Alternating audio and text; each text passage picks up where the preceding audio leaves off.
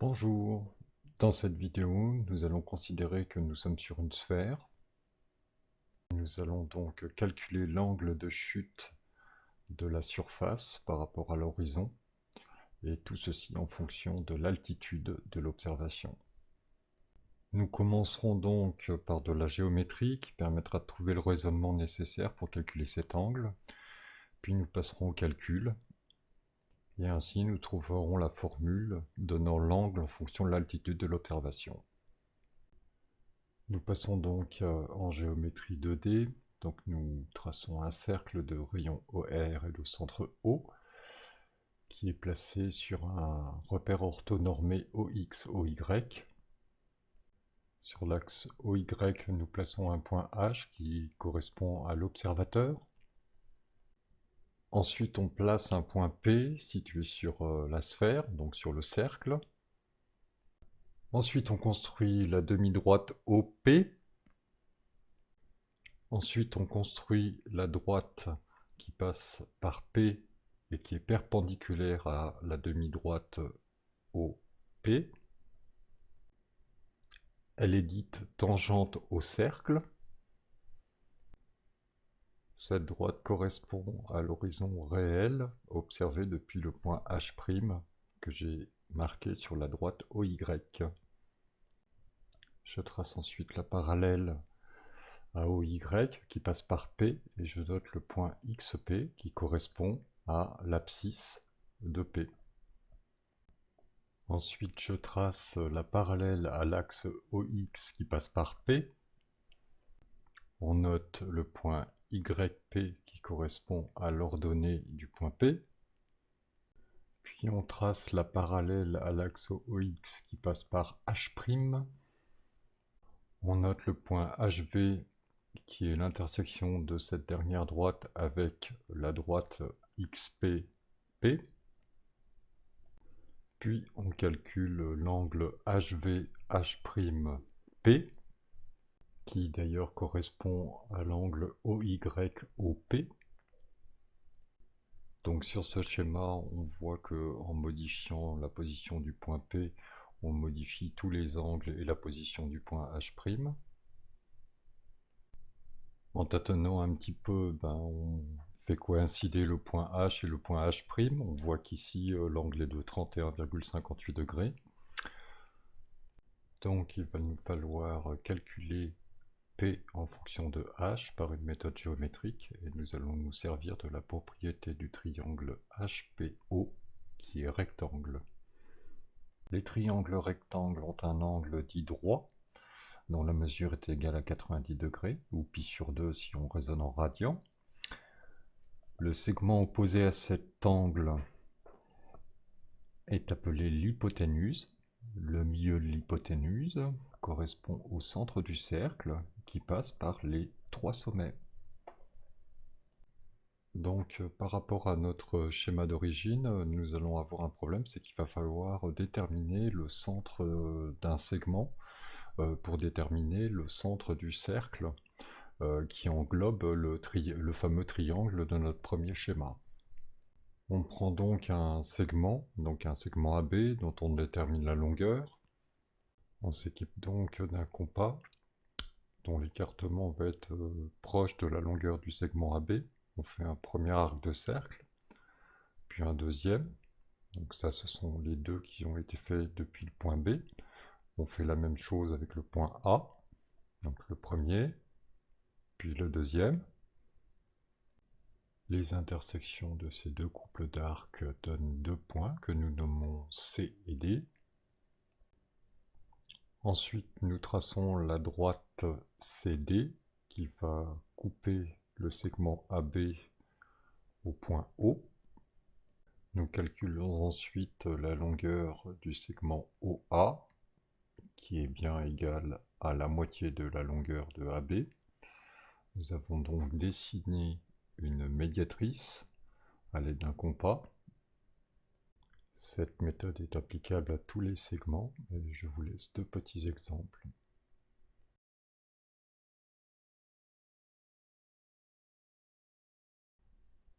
Donc on revient au schéma. Nous avons toujours le cercle de centre O, de rayon OR sur l'axe orthonormé OX, OY et le point H.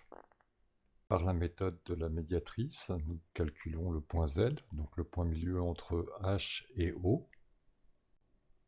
Le point Z va nous servir de centre pour tracer un cercle qui passe par O. Ensuite, on marque les deux points d'intersection entre les deux cercles, donc P' et P. Puis, on trace le cercle de centre H qui passe par P. Ensuite vient la droite OP. Ensuite, on trace une droite perpendiculaire à la droite OP passant par P. Comme prévu, elle passe par le point H.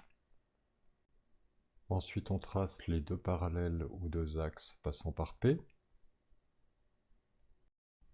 Ensuite, on trace la droite qui passe par H parallèle à l'axe des X. Elle coupe la droite parallèle à l'axe des Y passant par P et on nomme le point d'intersection I. Ensuite, il ne nous reste plus qu'à mesurer l'angle IHP. Donc, pour des raisons de lisibilité, on va enlever le cercle HP et on va faire varier la position du point H et on aura donc la mesure en temps réel en fonction des différentes possibilités.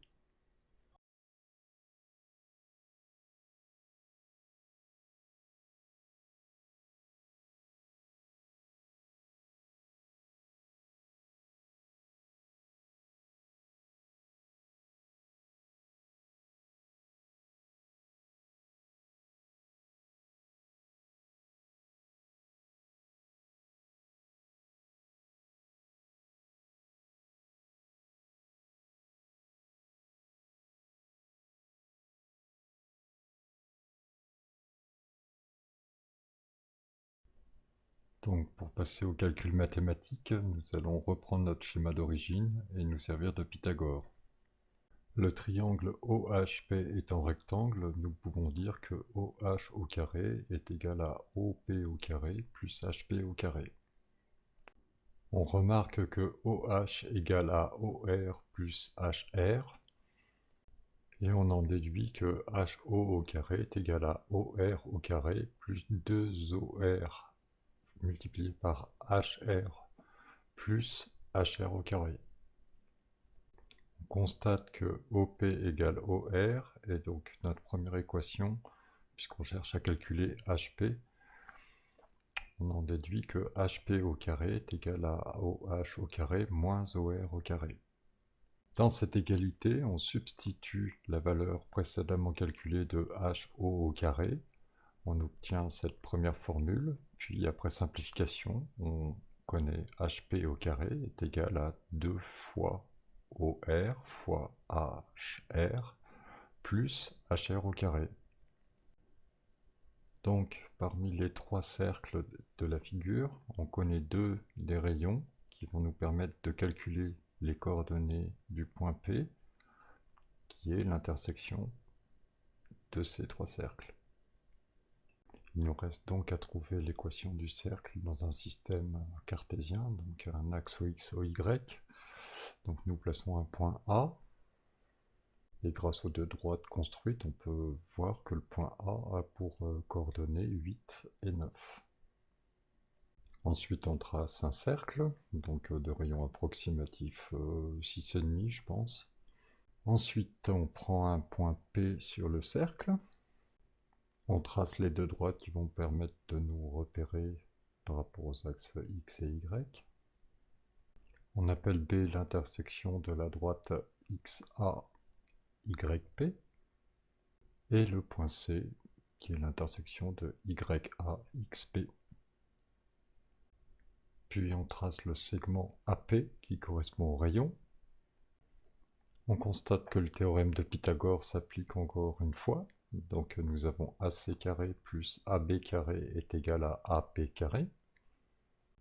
La longueur du segment AC est égale à la coordonnée de P moins la coordonnée de A sur l'axe des X. Et donc de la même manière, AB est est égal à YP moins YA. En remplaçant les calculs des longueurs des deux segments dans l'équation d'origine, donc l'équation de Pythagore, et en considérant que AP est égal au rayon, on obtient donc la formule d'un cercle dans un plan cartésien.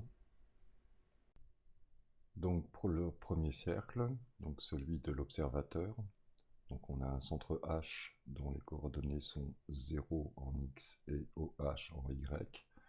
Et donc avec la formule précédemment calculée, on en déduit la formule du premier cercle. Ici, la différence par rapport à l'équation précédente est que j'ai juste passé le rayon, donc on avait calculé avec Pythagore précédemment, de l'autre côté de l'égalité, donc il est passé en négatif. Pour le second cercle, celui qui symbolise la Terre, donc de rayon OR et de centre O, on obtient une équation assez simple. On reprend la formule du premier cercle et on va développer l'identité remarquable y moins OH au carré. Dans cette équation, nous allons remplacer OH par OR plus HR, qui correspond au rayon de la Terre plus l'altitude de l'observateur. Puis nous développons l'identité remarquable OR plus HR au carré. Après simplification, on obtient l'équation définitive du premier cercle. De l'équation du second cercle, on va calculer x2 en fonction de OR et de Y. Après, on va remplacer x2 dans l'équation du premier cercle. Après simplification et factorisation, on obtient une nouvelle équation. Comme nous cherchons à calculer y, nous passons 2 OR au carré de l'autre côté de l'équation. On supprime le 2 de chaque côté de l'égalité. Puis on en déduit que y égale OR au carré divisé par OR plus HR. Nous avons donc une expression mathématique qui nous permet de calculer y en fonction de OR et de OH, que nous pourrons utiliser pour calculer x à l'aide de l'équation du second cercle. Donc on va passer au tableur.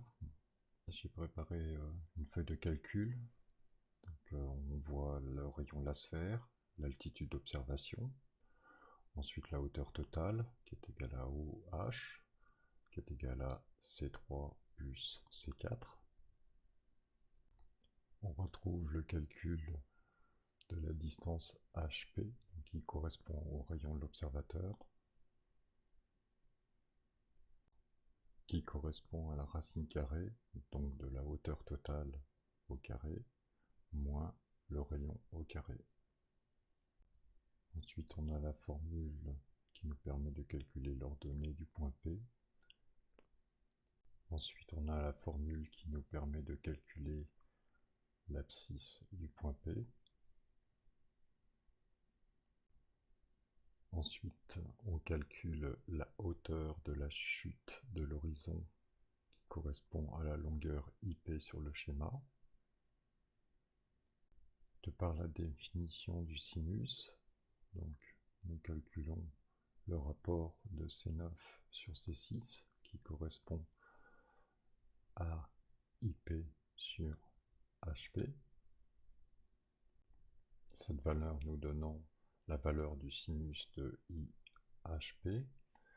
Nous la rentrons dans la fonction inverse qui s'appelle la fonction arcsinus pour en calculer le degré en radians. Ensuite, on convertit cet angle qui est en radians en degrés grâce à la fonction qui est intégrée au tableur. Nous avons donc une petite feuille de calcul qui va nous permettre de calculer l'angle IHP à une altitude de 8807 mètres, donc qui correspond à la hauteur du mont Everest.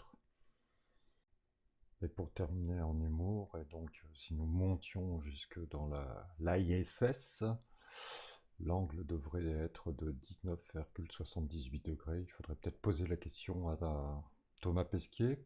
Et j'ai fini cette vidéo, je suis très heureux de l'avoir terminée, parce que j'en ai un petit peu bavé avec la technique, et je vous dis à bientôt.